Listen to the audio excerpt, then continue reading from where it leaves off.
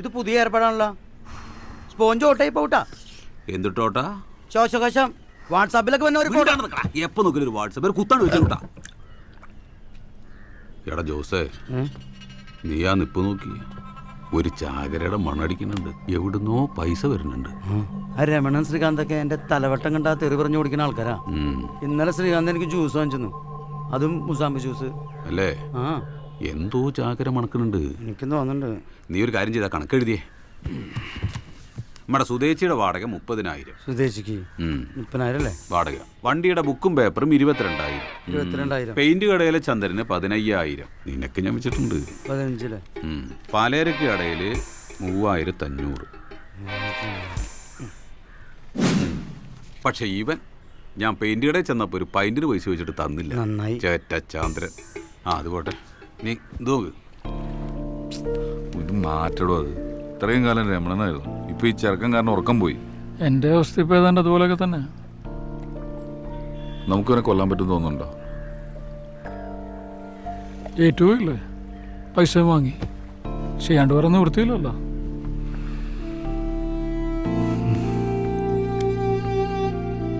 എടോ ശ്രമിച്ചു നോക്കാടോ. അതെ, ഞാൻ കുറെ വിളിച്ചു. ആ ശ്രീകാന്തിന്റെ പൈസ കൊടുത്തൂല്ലേ? ചേട്ടൻ പറഞ്ഞു കൊറേയൊക്കെ തീർത്തില്ലേ? ഇനിയിപ്പോ ഇങ്ങോട്ട് പോന്നൂടെ? അതെ, ഞാൻ കുറച്ച് തിരക്കില്ല. ഞാൻ നിന്നെ തിരികെ വിളിക്കാം. അതെ അതെ, ഒരു മിനിറ്റ്. ചോറ്റാനിക്കര അമ്മയ്ക്ക് 1 രൂപ ഒഴിഞ്ഞു വെക്കണേ. ആയിക്കോട്ടെ.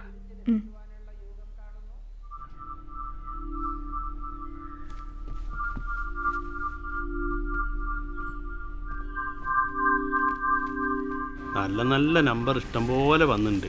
പക്ഷെ അണക്ക് തരാൻ എനിക്കൊരു കുറ്റബോധ. പിന്നെ 30 ഉറുപ്പിക്ക് എവിടെ കിട്ടും ഇത്രയും പ്രതീക്ഷ? ഈ പ്രതീക്ഷയൊക്കെ അവിടെ നിൽക്കട്ടെ, ഈ കുറ്റബോധം എന്താണെന്ന് മനസ്സിലായിട്ടില്ല. ഏടാ, അണക്ക് 2 കൊല്ലമായിട്ട് ഞാൻ ലോട്ടറി ആയിരുന്നില്ലേ? അത് ആഴ്ചയിൽ 5 എണ്ണം വെച്ചിട്ട്, എന്നിട്ട് അണക്കാകെ 30 ഉറുപ്പിൽ അടിച്ചുള്ളൂ. അപ്പം എനിക്ക് കുറ്റബോധം ഉണ്ടാവില്ലേ? മനസ്സാക്ഷിയിൽ ആർക്കും ഉണ്ടാവും കുറ്റബോധം. പക്ഷെ അണക്ക് വലുതെന്തോന്ന് വരാണ്ട്. നിർത്തണ്ട സൗഭാഗ്യ.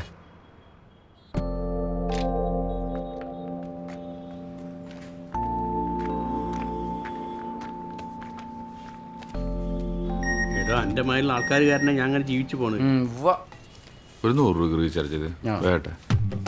നമ്പർ എഴുതി.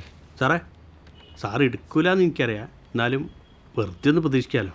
ഒറ്റയൊന്ന് ഒരാൾക്കാരെ മനസ്സ് മാറാന്നുള്ളത് പറയാൻ പറ്റില്ലല്ലോ സാറേ. 70 ലാസ്റ്റ് നമ്പർ. ആ, അപ്പം അടിക്കൂ. ഓക്കെ, കയറിയിട്ടുണ്ട്. ശരി. സാറിന് വലുതായിട്ട് എന്തോന്ന് വരാണ്ട് കേട്ടോ. നമ്മളൊന്ന് മറക്കരുത് കേട്ടോ. സാറിനെ കണ്ടാറിയാ ബെസ്റ്റ് ടൈമാ. അങ്ങനെ ഒരാളും കൂടി രക്ഷപ്പെട്ട്. എനിക്ക് രക്ഷപ്പെടണോ? എന്തായി? കൊള്ളാല്ലേ?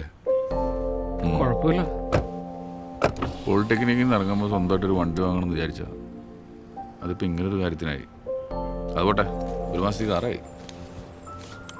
വാടക കൊടുത്താൽ 2 മാസത്തേക്കും കിട്ടും. ഇപ്പം അതല്ലല്ലോ വിഷയം. താൻ വണ്ടി എടുക്കുക.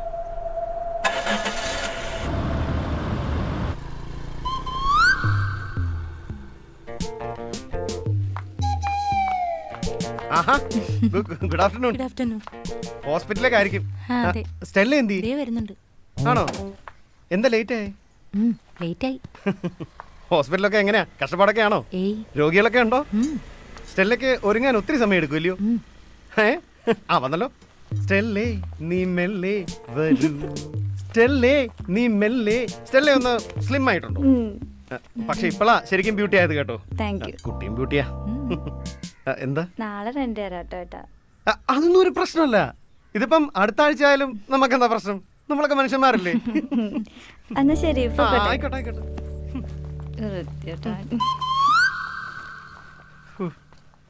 ഗിരി, ജോസ് മോനും തമ്മേണ്ണനും ചോദിച്ചാലേ കാറ് തന്റെ ചില ആവശ്യങ്ങൾക്ക് എടുത്തു എന്ന് പറഞ്ഞാൽ മതി. ഞാൻ പറഞ്ഞോളാം. എടോ, അപ്പം ആരെന്നറി വൃത്തിയായിട്ട് വിൽക്കും വെച്ച് റോട്ടി വന്നിക്കുന്നുണ്ടോ? തന്നിരുത്തണ്ടേട്ടാ. ഒന്ന് നിർത്തു ഗിരിക്കുട്ടാ. ലേറ്റസ്റ്റ് സുഖമല്ലേ?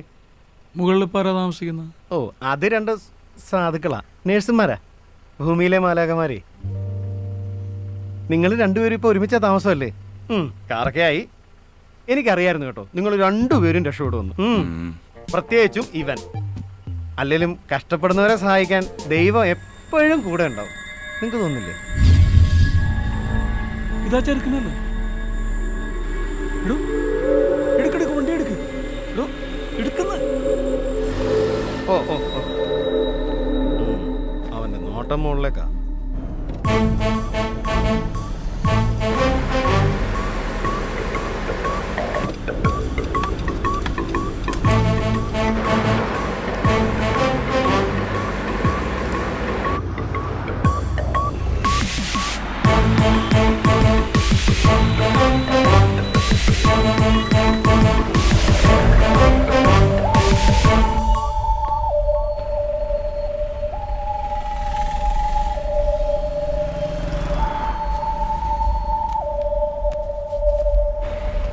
ദേവൻ പോകുന്നുണ്ട് കേട്ടോ. തനിക്ക് എന്തെങ്കിലും പ്ലാൻ ഉണ്ടോ? ഉണ്ടോ? ഉറപ്പല്ലേ? എനിക്ക് വണ്ടി എടുക്ക്.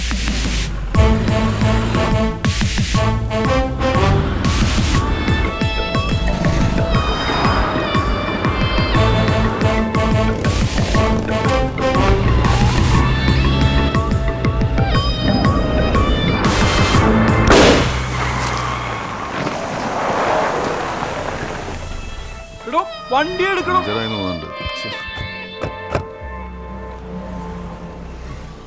എന്തായിരുന്നു പ്ലാൻ? എല്ലാം അറിയാൻ വേണ്ടിട്ട് ചോദിച്ചോ.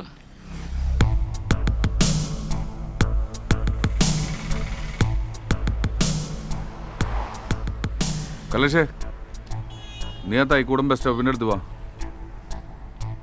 ആ, ടൂൾസൊക്കെ എടുത്തോ. ആ, പണിയുണ്ട്. കലേഷാറാ? കലേഷാറാന്ന്? പഞ്ചർ ഒട്ടിക്കാൻ വിളിച്ചതാ. വെറുതെ ഒരു മനുഷ്യൻ.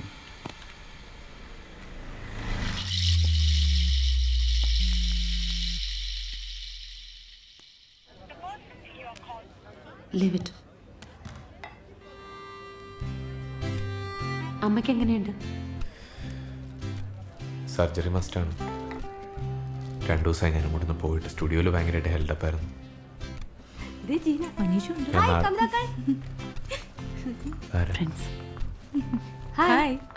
ഇത് കല്യാണി, റസിയ. ജീവിതം പാട്ടിലാക്കലല്ലേ? അറിയാം. ഹലോ. അതൊക്കെയുണ്ട്. എത്രയാണ്? ഒരു 10,000 വാങ്ങിക്കടാ. 500. 500? പേടിഎം ഉണ്ടാവോ? അതൊന്നുമില്ല എന്റെ മോനെ. അപ്പൊ കാശില്ലേ? കാർഡ് എടുക്കും. ആ, കാർഡ് എടുക്കും.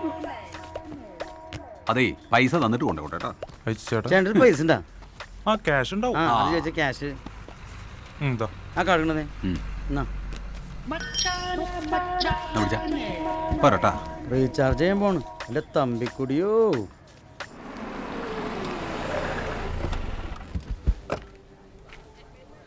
എന്തായി നമ്മുടെ കാര്യങ്ങൾ? ഞങ്ങളിന്നലെ പയ്യനെ കണ്ടു. ഇനി അധികം ബുദ്ധിമുട്ടേണ്ടി വരില്ല സാർ. ഞങ്ങൾ വെൽ പ്ലാൻഡ് ആണ് അല്ലേ? നിങ്ങൾക്ക് പണത്തിന് എന്തെങ്കിലും ആവശ്യമുണ്ടെങ്കിൽ ചോദിക്കാൻ മേടിക്കണ്ട.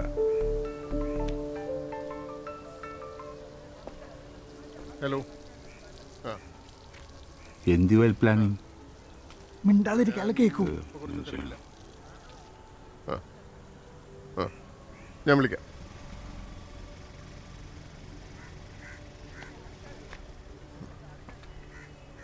ഈ മനീഷിനെ നിങ്ങൾക്ക് ഫോളോ ചെയ്യാൻ ഏറ്റവും നല്ല വഴി അവൻ്റെ സ്റ്റുഡിയോ ആണ്. അവന് ഈ ആത്മാർത്ഥത കുറച്ച് കൂടുതലാണ്. അവൻ സ്റ്റുഡിയോയിൽ നിന്ന് ഇറങ്ങുമ്പോൾ രാത്രി വൈകും. മനസ്സിലായോ? മനസ്സിലായി.